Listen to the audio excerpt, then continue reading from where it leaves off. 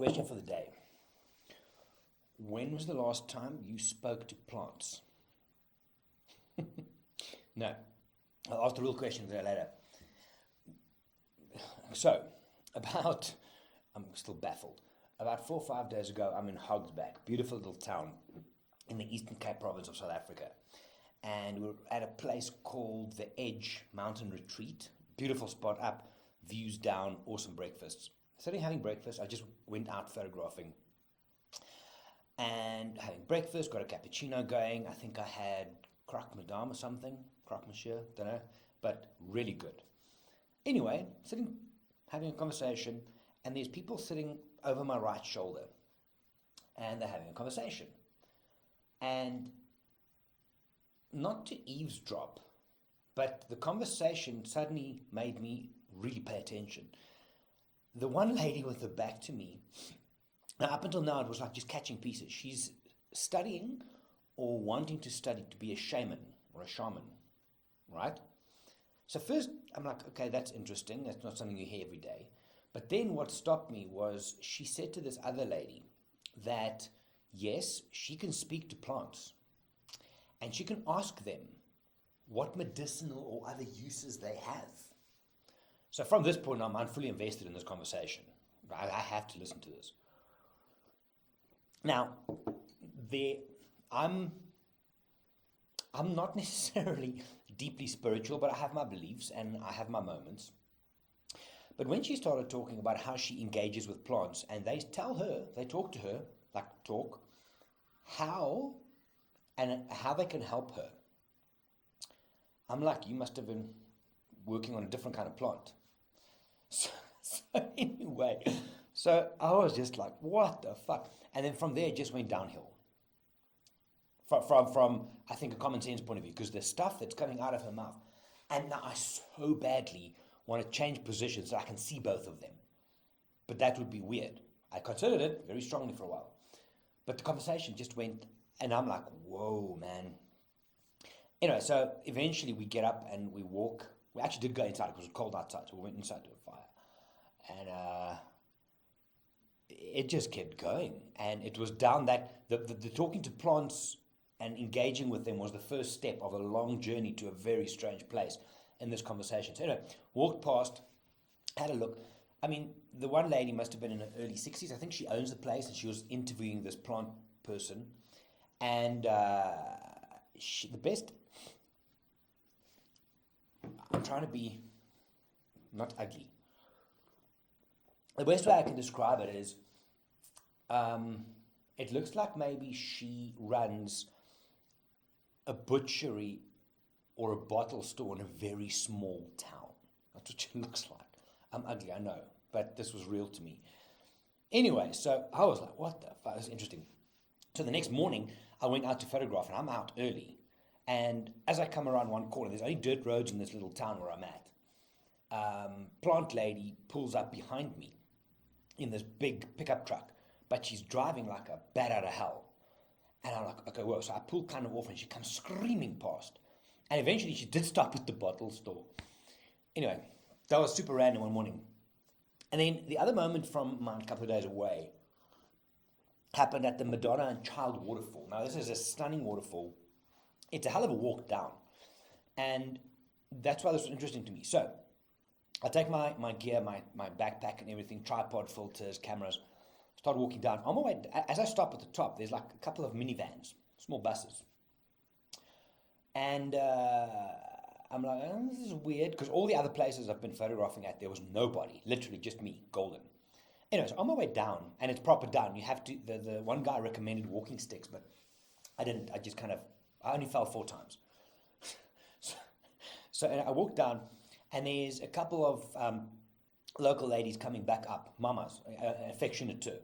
And these ladies, and they're pretty big, just beautiful African women, and they're on their way up. And that's not ugly, by the way, it's an endearing thing. And they come up and they're like, oh man, can I help them? I'm like, what's wrong? No, it's still far up and this. So we joke and I take pictures with them. And they're like, oh, we can show everyone in South Africa how cool this is. I've got the pictures, it's really cool, bright. I'm going to find it for you.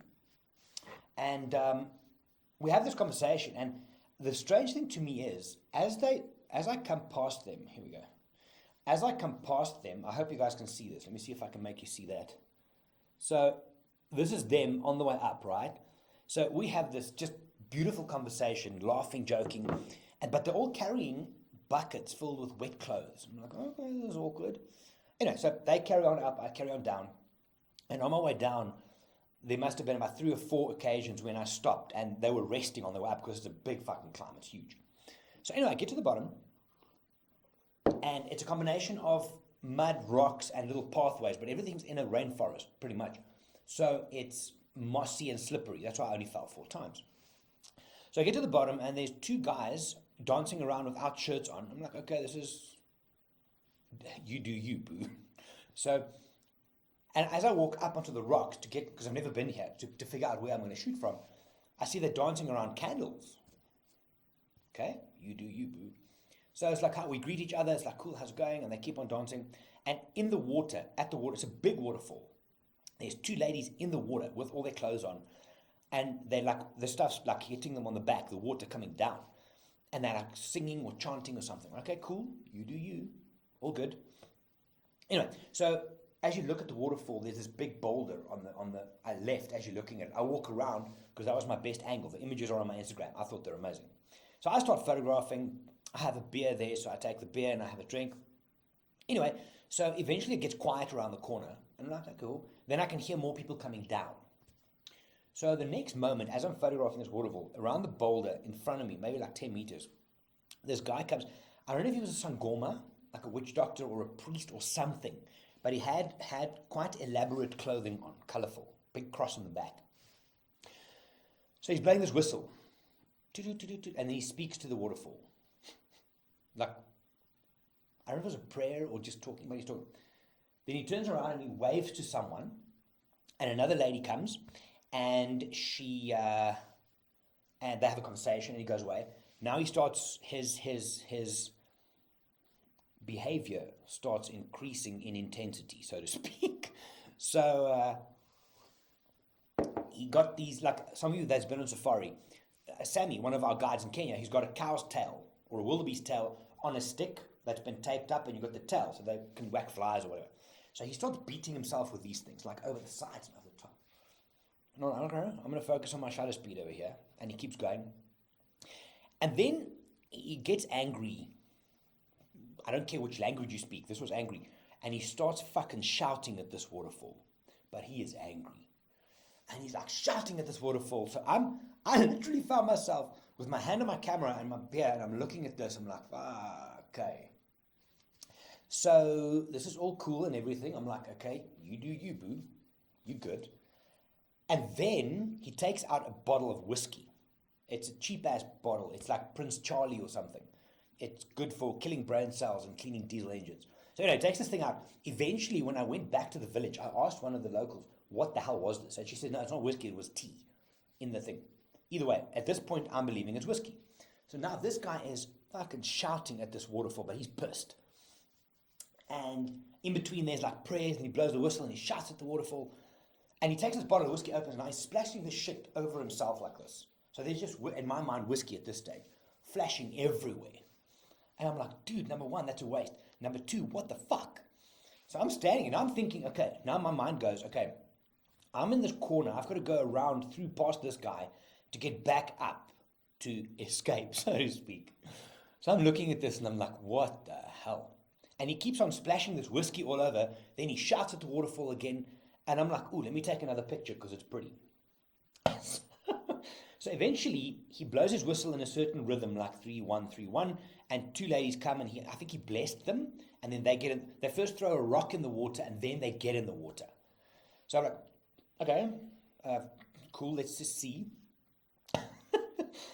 And then this guy, so the whiskey's now finished, which was tea, puts this thing down, and then he goes, I don't know if it was a trance or a prayer or what it was, but he starts walking in this little, because he's in between rocks and stuff next to the water, and he starts walking forward and back, but it looks like he's in the most pain. He's like bending over and shouting, ah! Then he shouts at the waterfall, then he bends over and he's shouting, and Gerry's like, what the fuck is going on? So I'm like, okay. So what do you do? I think, let me take a video so I can show people. So I try and take a video, but then I think, no, this is too weird. What if, and this is my mind going, what if he murders me and he throws me in the water? He wouldn't. Anyway, I'm like, okay, now you know what? My beer's finished. I've got some good shots. Let me change position so I have an escape route. So I go past him, we nod, and he was still like, from his pain or whatever he was in. And he like, and he nods at me. I'm like, okay. So as I come down, there was a bunch of other people that I think was with him. And they were dancing around, there's little candles on the floor and everything. And then more tourist people came down to come and look at the waterfall. So any shots that I wanted was now there were too many people. So I'm like, okay, cool. I'm going to use this as a time to leave. And it was bizarre. So I came up and there's a small coffee / chocolatier that opens at 9. So I go there the next day in the morning. And I asked the lady, listen, what the hell? And she says, no, because it was a public holiday in South Africa. So I thought it was maybe some religious thing. And she says, no, they go once every couple of months or something. And it's like a cleansing of the soul, and it's thanking the ancestors. This guy wasn't thanking, he was pissed at them at this waterfall. Anyway, that was interesting. Anyway, Hogsback, beautiful place, absolutely amazing. Definitely going back. It's a far drive from Joburg, it's about 8 hours.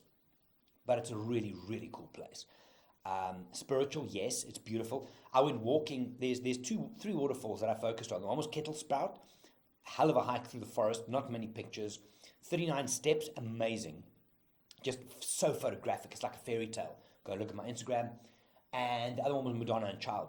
So second last morning, full day, I decided I want to go and see, because there was some clouds pulling in. From the cabin we were staying, we could see the clouds. So let's go and photograph this thing with some clouds and maybe color.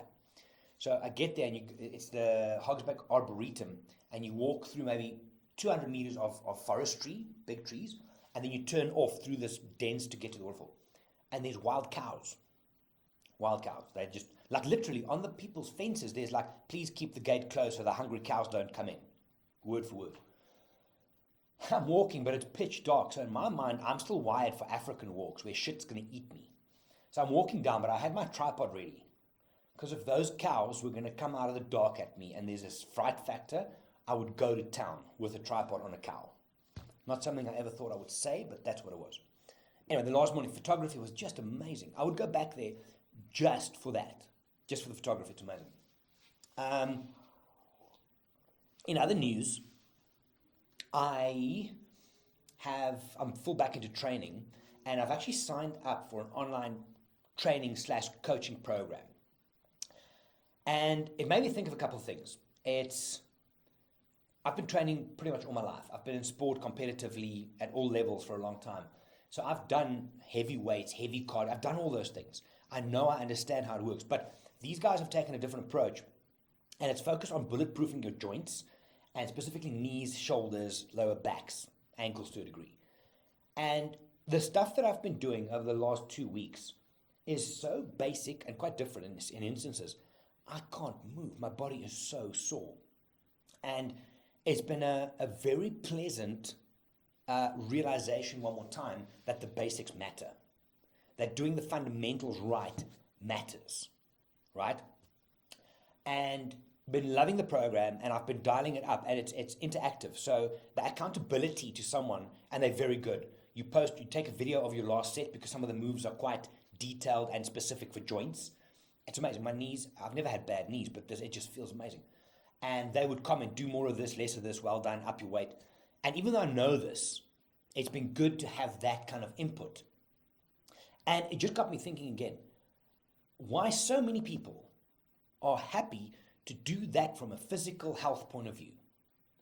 Go and train, look at the basics, bulletproof your joints, go to a physical therapist, fix an injury, go and stretch so that you are more limber and you avoid injuries. But when we do the same thing for mental health, people are like, you're fucked. It's the truth. It's the truth, unfortunately. And I've said this a couple of weeks ago to a client of mine, so someone has a hamstring injury. Oh, how did you get it? I went to the gym and I popped my hamstring. Oh, shit, sorry, man. Are you going to the physio? It's expected that you go and fix it. But if you have something else, anxiety, depression, whatever kind of social anxiety, any kind of mental health challenge, and you say to someone, I'm going to fix it by going to a therapist or a coach, or whatever the case might be, then it's like people look at you like, damn. It's a very strange thing. And focusing on the basics, even though you think you know what to do, has been my kind of lesson. I realized this yesterday morning when I was training. And it was like, these things are so basic, but I'm hitting places body-wise, muscle-wise, that I can't remember the last time I felt. I can go and do the 130 kilogram clean and jerk. That's easy. I can do those things. But these things I'm using in some instances like 5 kilograms, 10 kilograms, working in deep ranges, which is feeling amazing, but the strength is there. And then you just equate that across. We all know what to do.